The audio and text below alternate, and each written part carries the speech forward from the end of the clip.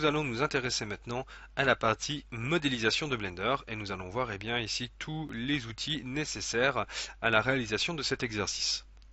Alors j'ai démarré une nouvelle scène en supprimant tous mes objets, je suis revenu dans une interface aux couleurs beaucoup plus classique que tout à l'heure et j'ai activé surtout le screencast qui va nous permettre d'avoir un visuel sur les différentes commandes que je vais utiliser lors de cette partie consacrée à la modélisation. Je vous avais parlé tout à l'heure de la configuration de notre barre d'espace, le Dynamic Space Menu. Eh bien, lorsque je vais appuyer sur la barre d'espace, voilà ce qui va se passer. Je vais avoir une fenêtre qui va s'ouvrir, non pas un moteur de recherche, puisque par défaut, lorsque j'appuie sur la barre d'espace dans Blender, j'ai un moteur de recherche qui apparaît. Mais étant donné qu'on a activé un plugin dans Blender, lorsqu'on va appuyer sur la barre d'espace, celui-ci, eh bien, il va rassembler les utilitaires les plus utilisés dans Blender, comme ici l'ajout des primitives, les utilitaires de transformation, les utilitaires de parents et de groupes, les modifieurs, les utilitaires associés aux propriétés et aux menus, et l'utilitaire consacré à la suppression d'objets dans votre scène. On va voir aussi les différents raccourcis pour pouvoir travailler plus rapidement et surtout plus efficacement. On va commencer par ajouter donc un objet. Alors là je remets la cible au milieu. Voilà.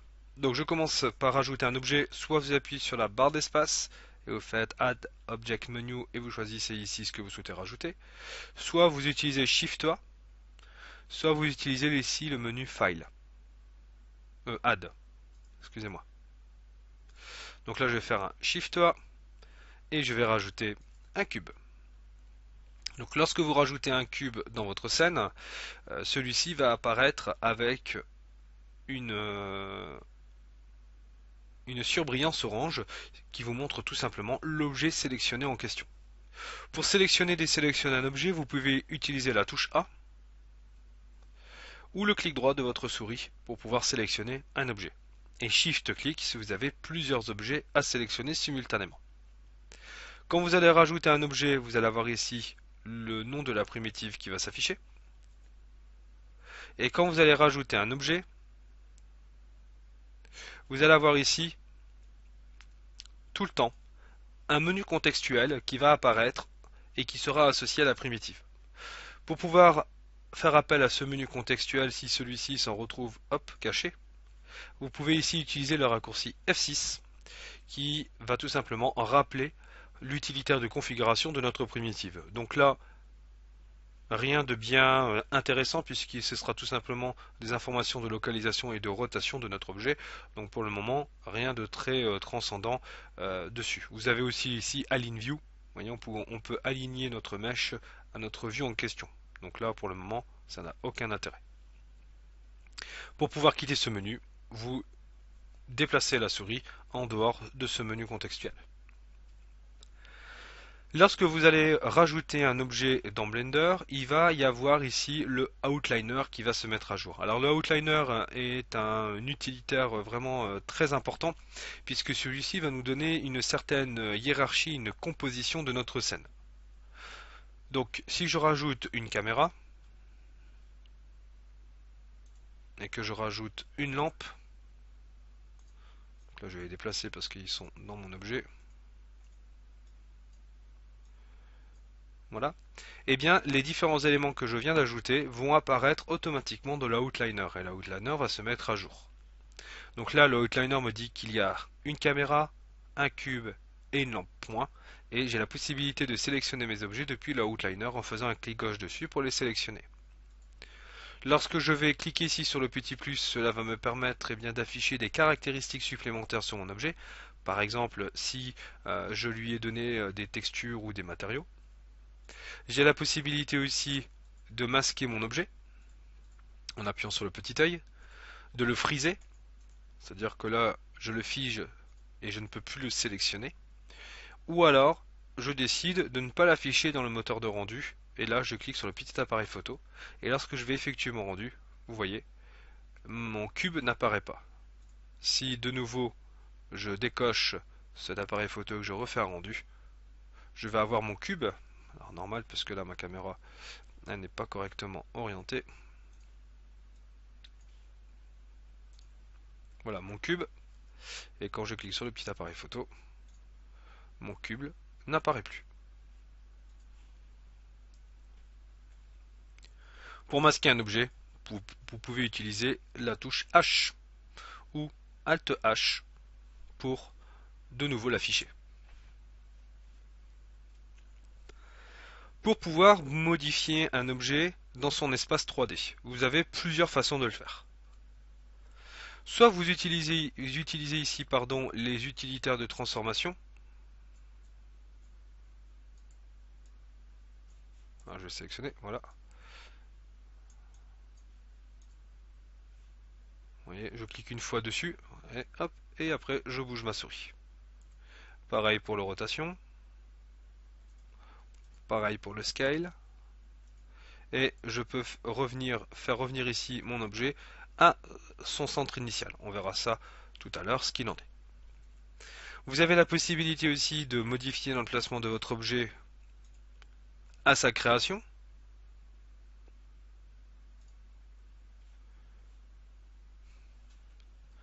Vous voyez ?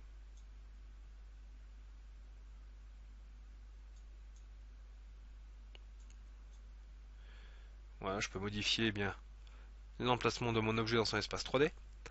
J'ai la possibilité aussi, en appuyant sur la touche N, d'avoir ici les options de transformation. Donc là, je peux modifier de nouveau la localisation, la rotation et le scale. Et je vois ici afficher ces dimensions dans l'unité Blender. Alors qu'est-ce que c'est qu'une unité Blender? C'est tout simplement matérialisé par un carré sur notre grille. Un carré égale une unité, 2 carrés, 2 unités, 3 carrés, 3 unités, etc. Je peux aussi utiliser les manipulateurs qui se trouvent là et que l'on peut paramétrer ici. Vous voyez, que je peux combiner avec la touche Shift. Mais au point de vue visualisation, voilà, c'est pas terrible. Donc mieux vaut en mettre 2 grands maximum pour travailler efficacement sur votre objet. Et donc du coup, ces manipulateurs-là vont me permettre, voyez, de modifier l'emplacement de mon objet dans mon espace 3D. La même chose pour la rotation. La même chose ici pour le scale où je viens ici bouger les poignets. Si je souhaite annuler l'ensemble de ces informations, eh bien je peux aussi utiliser des commandes clavier. J'ai la touche G comme le grab,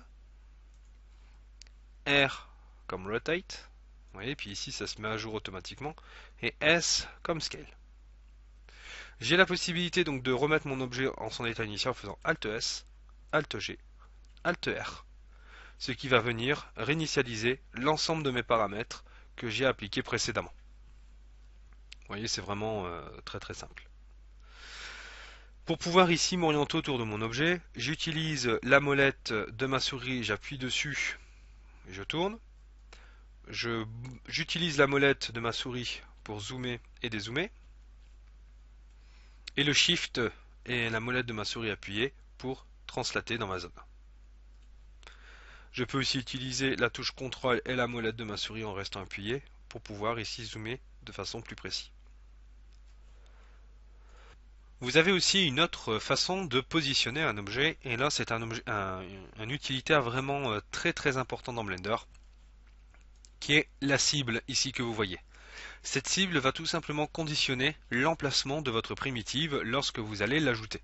Si je fais un Shift A pour pouvoir ajouter ici une surface plane, la surface plane va se mapper ici directement sur ma cible. Si je le place là,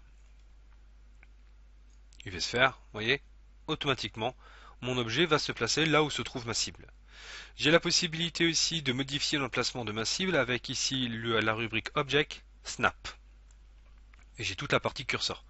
Je peux mettre le curseur sur la partie sélectionnée, au centre, sur la grille ou sur l'objet actif. Si je le mets au centre, vous voyez, ça revient automatiquement au centre de mon espace 3D. Et là, je peux rajouter un objet si je le souhaite. Je vais mettre par exemple un cylindre. Vous voyez, et là, si j'agrandis le cylindre, j'ai mon cylindre qui vient par-dessus mon cube, puisque tous les deux occupent la même origine. Donc je vais supprimer ici mes objets. Je vais rajouter mon cube. Hop. Pour pouvoir modéliser de façon efficace, par moment on est obligé de visualiser notre objet en mode filaire. Et pour cela, vous appuyez tout simplement sur la touche Z. Comme ça, j'ai une vue filaire de mon objet, et ça me permet de vous montrer ici que la cible se mettra systématiquement sur le centre de mon objet qui est ici matérialisé par un petit point orange. Ça représente le centre de mon objet.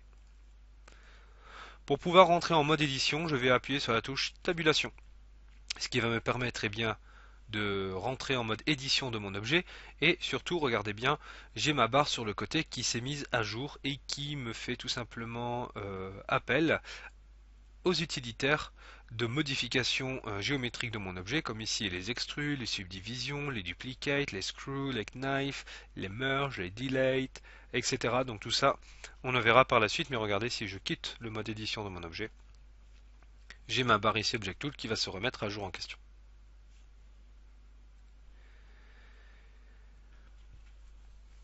Ensuite, je vous ai parlé ici du centre de mon objet. Lorsque j'appuie sur la touche tabulation et que je modifie mon objet, faites très attention parce que le centre de mon objet ne suit pas. Et donc du coup, si j'effectue une rotation, la rotation ne se fera pas sur l'objet, mais il se fera sur le centre de l'objet. Donc pour pouvoir replacer correctement le centre dans votre objet, vous faites tout simplement Transform, Origin to Geometry, ou alors Geometry to Origin. Hop, c'est la même chose. Soit vous faites en sorte que le centre va vers le cube ou que le cube va vers le centre. Dans ce cas-là, je fais Object, Transform, Origin to Geometry. Vous voyez, cette fois-ci, c'est le centre qui bouge. Alors pour pouvoir annuler une action, CTRL Z. On va faire un CTRL N pour refaire une nouvelle scène. Et on va maintenant utiliser les différents utilitaires de modification de mon objet. Alors, on rentre en mode édition avec la touche tabulation. Touche A pour désélectionner l'ensemble de mon objet. Ah, par contre, il n'y a pas gardé mon screencast.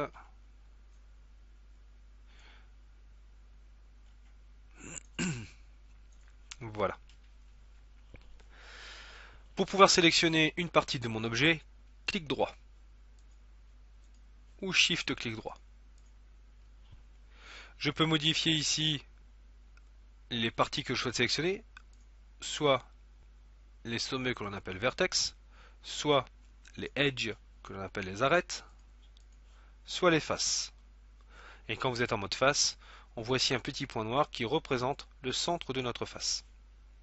Je peux utiliser de nouveau les utilitaires pour pouvoir modifier mon objet. Donc ici on a les manipulateurs. Vous voyez, ça permet de bien bouger, d'aller très rapidement dans la modification de mon objet. Je peux créer aussi une rotation, donc là je ne sais pas si on aura vraiment résultat, si voilà. Ou un scale. Vous voyez. Donc les manipulateurs fonctionnent sans aucun problème sur l'objet dans sa globalité ou en partie. Vous avez la possibilité aussi de modifier l'emplacement de votre partie d'objet ou de votre objet en faisant un double G. Et là, vous voyez, ça se met automatiquement donc là sur l'axe des X, hop, l'axe des Y, etc. Vous voyez, c'est vraiment très facile à faire. Vous pouvez le faire aussi avec un point, le double G, vous voyez. Et là, j'ai comme une sorte de règle qui va me permettre d'orienter ici le mouvement de mon élément en question. Donc double G. Donc GG. Pas la W et G, G et G. La même chose avec mon objet. Si je fais un double G, enfin un seul G, pardon, je peux modifier mon objet comme on a vu tout à l'heure. Et je peux aussi contraindre l'emplacement de mon objet à un axe, G, et ensuite la lettre X. Vous voyez, donc là il est contraint à bouger sur l'axe des X et regardez ce qui se passe. Vous voyez, j'ai ici une extension de mon axe sur lequel je peux glisser mon objet. Pareil pour l'axe des Y et l'axe des Z. Donc G, Z, G, Y. Je peux aussi utiliser des informations numériques. G2, voilà, il m'a bougé de 2 unités. GY5, GZ7, voyez? Donc là, je peux utiliser aussi des informations. Je fais G0, Gx, pardon, 0. On ne veut pas. Non, c'est pas grave. On va faire snap.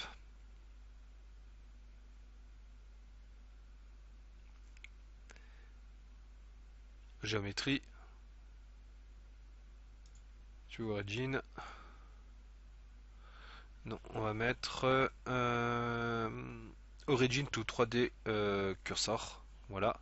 Et puis ensuite, on peut refaire transform geometry to origin. Voilà, ce qui me permet de remettre mon objet à son état initial. Sinon, si je fais ça, regardez, je le bouge avec la touche N. Je remets ici 1, 0, 1, 0. Voilà. Voilà, ce qui me permet de remettre mon cube de façon plus rapide. Lorsque vous allez modifier un objet dans le mode édition, vous allez pouvoir faire appel aussi à différents raccourcis au niveau du mesh. Ici, pour faire appel à la face, CTRL F, les edges, CTRL E, les vertices, CTRL V. Regardez, CTRL F. Donc là, j'ai toutes les manipulations et tous les utilitaires associés à la face. CTRL V, tous les utilitaires associés aux vertices. Et il nous manque quoi? On a fait... Ah oui, et CTRL E pour les edges. Donc là, ça me permet de gagner du temps. On va commencer donc maintenant à modifier l'aspect ici de notre cube. Donc on va passer en mode face. On va faire un clic droit pour sélectionner la face et on va utiliser ici le premier utilitaire qui est l'extrude avec la touche E. Vous voyez, automatiquement il est contraint sur un axe. Si vous ne souhaitez pas le contraindre sur un axe, vous faites extrude, clic droit et après vous allez pouvoir modifier l'emplacement de votre objet comme vous le souhaitez. Pour faire un scale, vous appuyez sur la touche S. Voilà. Et si je veux d'autres manipulations sur ma face, je fais un CTRL F. Et là, je vais avoir ici d'autres utilitaires associés à ma face. J'ai la possibilité ici de utiliser les utilitaires qui sont là. Donc si je fais extrude individual par exemple, hop, vous voyez, j'ai l'outil qui se met en route automatiquement. J'ai un autre utilitaire qu'on utilise aussi régulièrement lorsque l'on souhaite modifier l'aspect géométrique de notre objet, qui est le CTRL R, qui va nous permettre d'ajouter des loop cuts autour de mon objet. Et je peux modifier le nombre de loop cuts avec ici la molette. Vous voyez, j'incrémente ou je réduis le nombre de découpes. Et je valide par un clic gauche. Et là, automatiquement, il m'a créé une série de loop cuts. Pour pouvoir sélectionner des loop cuts, je fais Shift, clic droit, ou bien un Alt-clic, ce qui va me permettre de faire une sélection circulaire et qui va suivre l'orientation de ma découpe. Avec la touche X, j'ai la possibilité de supprimer par exemple le Edge Loop. Hop, ça me permet de supprimer l'ensemble de ma découpe. Je peux aussi supprimer une face, X, face. Et vous l'aurez compris, je peux aussi supprimer des vertex et des edges. J'ai la possibilité de reconstruire une face. Alors je sélectionne mes différents éléments et je fais F, ce qui va me permettre de reconstruire ma face. Sinon, je peux sélectionner que ces deux parties-ci et je fais F. C'est exactement la même chose. Ou alors, un Alt-clic droit pour faire une sélection circulaire et je fais F. Je peux aussi utiliser un autre utilitaire très intéressant qui est le bevel. Donc que vous retrouvez, alors vous allez retrouver, alors je ne sais pas s'il a été ajouté dans le menu parce que j'utilise très rarement ce menu là, sinon vous appuyez sur la touche W pardon, et ici vous avez le modifieur bevel. Alors le modifieur bevel va tout simplement dupliquer, vous avez vu, un objet et de lui ajouter un certain nombre de segments pour pouvoir modifier ici sa résolution. Sinon vous faites F6 et vous avez de nouveau ici l'utilitaire de paramétrage du bevel en question. Donc touche W, bevel, ou alors CTRL B. Et là, ça me remet du bevel par au-dessus. Alors, la touche W, on appelle ça le menu spécial, puisque celui-ci va nous apporter des fonctionnalités assez spécifiques sur notre objet que on aura bien l'occasion de voir ensemble. Alors, une qui est intéressante, à la rigueur, qui permet de créer des découpes dans notre objet, c'est le subdivide. Vous voyez, ça me permet d'ajouter des loop cuts spécifiquement sur une face. Un autre point aussi qui a été très très largement amélioré dans Blender, c'est le fait de pouvoir découper des faces sans que celui-ci en génère d'autres. Et ça, il était vraiment temps, c'est le B-Mesh dans Blender. Et ça nous a considérablement eh bien, amélioré nos conditions de travail, puisque lorsqu'on devait créer des découpes dans un objet sans le B-Mesh, eh bien, il fallait vraiment penser et même voir repenser l'objet pour que celui-ci ne soit pas trop alourdi par les différents éléments supplémentaires qu'une découpe aurait pu créer. Et ça, c'était vraiment très très embêtant. Donc là, ce que je vous ai montré, c'est vraiment les utilitaires les plus utilisés en soi. Alors on en a un autre, alors je vais reprendre celui-ci que j'utilise aussi. C'est le Edge Slide. Voilà, regardez, qui va vous permettre eh bien, tout simplement de faire glisser une découpe, mais tout en préservant la géométrie de notre objet. Donc ça, c'est vraiment très intéressant lorsque vous devez travailler sur un objet plus complexe. Le Knife, qui est pas mal aussi, alors, regardez, qui permet de créer des découpes dans un objet. Voilà, hop, la découpe, elle a été faite. Alors là, par contre, il m'a créé des résidus de face. Ah oui, non, d'accord. Non, non, c'est bon. C'est moi qui dis des bêtises. Ce sont les faces qui sont ici résiduelles de la découpe. Mais vous voyez, automatiquement, il me crée un trou dans l'objet de façon propre et sans créer de mèches supplémentaires résiduelles de cette découpe. Vous voyez, je peux vraiment manipuler les faces comme je le souhaite. On a aussi d'autres utilitaires qui vont nous permettre bien, de modifier l'aspect général de notre objet, qui vont être les modifieurs. Alors je vais vous montrer rapidement un modifieur très parlant dans la modification de la géométrie de notre objet, qui va être ici le modifieur Subdivision Surface, que j'utilise très très régulièrement dans mes formations. Vous voyez, ça me permet de lisser de façon exponentielle un objet, et on va venir le smoother pour qu'il soit beaucoup plus propre en termes de visualisation. Cependant, ce genre d'utilitaire va venir considérablement alourdir eh bien, le nombre de vertex et de faces dans notre objet. Donc là aussi, on aura l'occasion de revenir dessus très certainement dans l'atelier créatif. Donc là, on a aussi, donc, en plus des utilitaires que je vous ai montrés pour pouvoir découper notre objet, eh bien, on a aussi les modifieurs qui vont nous permettre d'apporter une touche supplémentaire dans la déformation de l'objet.